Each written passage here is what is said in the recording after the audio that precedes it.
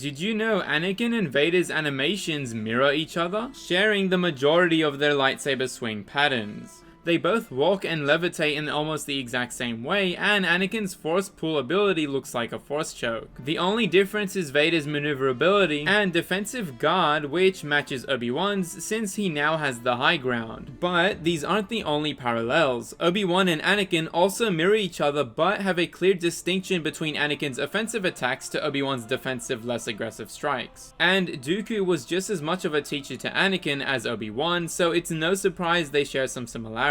Luke trained Rey, so both swing a lightsaber like a baseball bat and guard with two hands since they aren't as trained with the weapon, while Kylo Ren is basically Darkside Anakin if he never lost any limbs. Crazy to see how much detail they put into hero animations. But you might have noticed that the tips of some lightsabers are sharp instead of round. That's because all lightsabers ended with round tips in the original trilogy, but by episode 2 were all changed to sharper edges in most scenes, even though promotional material showed otherwise. The Clone Wars followed this trend, solidifying prequel lightsabers with sharper tips, which is why all heroes that aren't from the original trilogy have it. Also, the color of lightsabers change depending on the kyber crystal used, but the color of blaster bolts depends on the quality and type of gas used. Red is the cheapest, most common type, while green is much stronger and of higher quality, which is why it's used in Imperial starships for space combat and high-powered rifles like snipers. DICE even made their velocity much faster than any other blaster bolt. Blue colored beams are ionized, so they work much better on vehicles and droids, which is why the clones use them,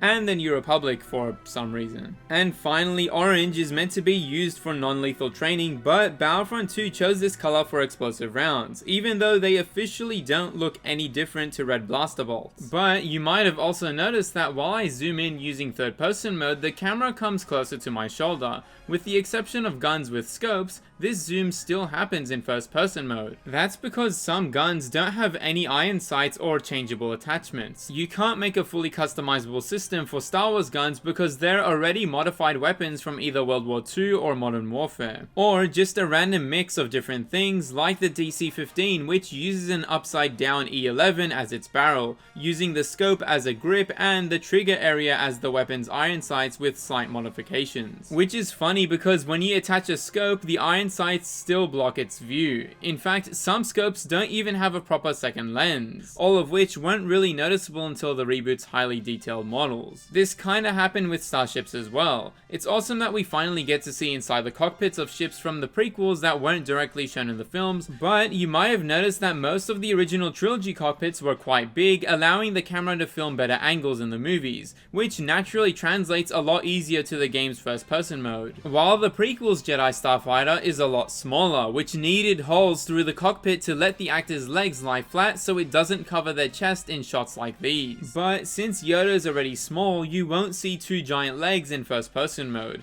You just won't see anything at all, which is probably why we never got another Jedi Starfighter in the game. In fact, this isn't even Yoda's starship seen in the Clone Wars, which looks very similar to the one Anakin used in the second half of episode 3, but it became canon from Battlefront 2. This also happened with some class skins as well. Basically, all of these ARC Trooper variations first appeared in-game, and even the basic Clone Trooper colors from launch eventually got their own official Legion numbers. The Imperial Shadow Trooper was also introduced in canon in the first Battlefront before Rogue One, but was never brought over to the sequel for its similarity to the Death Trooper. Just one of many features that were cut from the first game. Find out more in this video here.